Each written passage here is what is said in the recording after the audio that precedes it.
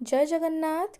आज सकाळू स्वामी बाहरी थे स्कूटी ठीक करने से देखिले रास्तार गणेश पूजा सबुआड़े सजासजी आरंभ हो गलानी।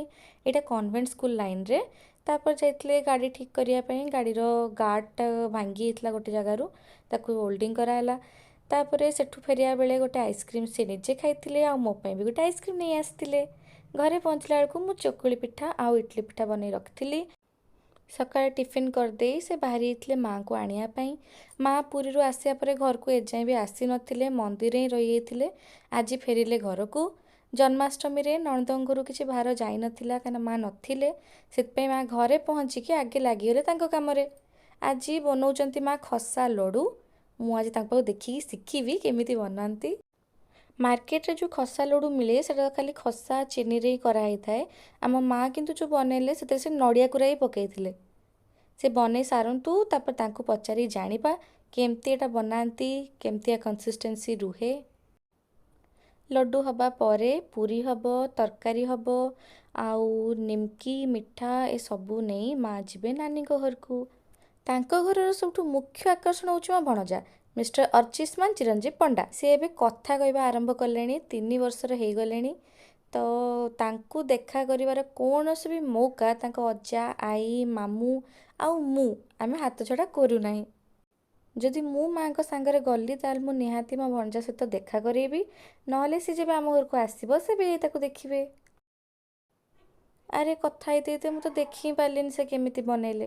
ଠିକ୍ ଅଛି, ସେ ବନେଇ ସାରନ୍ତୁ ତାପରେ ତାଙ୍କ ପାଖରୁ ପଚାରିକି ବୁଝି ନେବା। ଚିନି ନଡ଼ିଆ ମିକ୍ସ କରିବା ପରେ ସିଏ ତାକୁ କାଢ଼ି କେମିତି ହାତରେ ଚେକ୍ କଲେ। ମୋତେ କହିଲେ ତୁ ବି ହାତ ଲଗା, ହାତ ଲଗେଇ ଦେଖ, ଏଇଟା ଏତିକି ଅଠା ଅଠା ଲାଗିଲେ ଜାଣିବୁ ଯେ ହେଇଯାଇଛି। ତାପରେ ଭାଜି ରଖିଥିବା ଯେଉଁ ଖସାକୁ ତା ଦେହରେ ପକାଇଦେବୁ। ସେ ପକାଇ ଦେଇ ତାକୁ ଭଲ ଭାବେ ମିକ୍ସ କଲେ। ତାକୁ ମିକ୍ସ କରିସାରିବା ପରେ ଗୋଟେ ବଡ଼ ଥାଳିକୁ ତାକୁ କାଢ଼ିଦେଲେ। ତାପରେ ଗୋଟେ ଗିନାରେ ପାଣି ରଖିଥିଲେ, କହିଲେ ପାଣି ହାତ ଏମିତି ଓଦା କରିବୁ ନହେଲେ ହାତରେ ଜଡ଼ି ଯାଉଥିବ। ଓଦା କରି ହାତରେ ନେଇ ତାକୁ ଚାପି ଚାପି ବଡ଼ ବଡ଼ ସାଇଜର ଲଡ଼ୁ ବନେଇଦେବୁ। এটা মা কি লডু? এটা ହେଲା ଖସା ଲଡ଼ୁ। କେମିତି ଆକୁ ବନେଇଲେ? ଏଟା ଆଗେ ଖସା ଭଜା ହେବ। ହୁଁ ଖସାକୁ ଆଗେ ଭଜା ହେଲା, ତାପରେ ଚିନି ପାଗ ଦିଆହେଲା। ଚିନି ପାଗ ହେଇସାରିଲା ପରେ ତାପରେ ନଡ଼ିଆ ପକା ହେବ। ନଡ଼ିଆରୁ ପାଣି ମରିଲା ପରେ ତାପରେ ଦେଖିବ ଟିକେ ପାଗ ହେଲା କି ନାହିଁ, ଟିକେ ବଳିକି ଦେଖିବ। ଅଠା ଅଠା ହେଲେ ତା ଦେହରେ ଖସା ପକେଇକି ତାକୁ ଖୁସୁଣରେ ନାଡ଼େଇକି ତାପରେ ହେଇଯିବ ପାଗଟା। ଏମିତି ବଳିବ, ଗୋଲ ଗୋଲ କରିକି ବଳିଦେବ ଆଉ ହେଇଗଲା ଖସା ଲଡ଼ୁ ଆଉ। ତାକୁ ଗୋଟେ ଥାଳିକି ଥଣ୍ଡା କରିଦେଇକି ଏମିତିଆ ପାଖ କରିଦେଇକି ରଖିକି ବଳିକି କରିବ ମିଠେଇ ଆଉ। ମାଆଙ୍କ ପାଖରୁ ବୁଝିବା ପରେ ଲଡ଼ୁର ପ୍ରୋସେସ୍ ମୁଁ ବି ବସିଗଲି ଲଡ଼ୁ ବନେଇବା ପାଇଁ।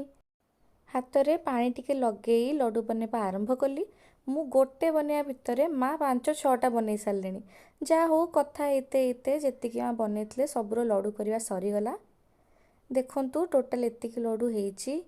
ଲଡ଼ୁ ବନେଇ ସାରିବା ପରେ ପ୍ରଥମେ ଚଣା ତରକାରୀ ବନା ହେଇଥିଲା। ତରକାରୀ ବନେଇବା ପରେ ଆରମ୍ଭ ହୋଇଗଲା ଆମର ପୁରୀ ଛାଣିବା ପ୍ରୋସେସ୍।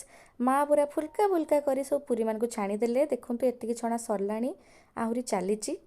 ବର୍ତ୍ତମାନ ଲଡ଼ୁ, ପୁରୀ, ତରକାରୀ, ମାଲପୁଆ, ମିଠା, ନିମକି ସବୁ ଜରିରେ ପ୍ୟାକିଂ ହେଇସାରିଲାଣି ନାନୀଙ୍କ ଘରକୁ ଯିବା ପାଇଁ।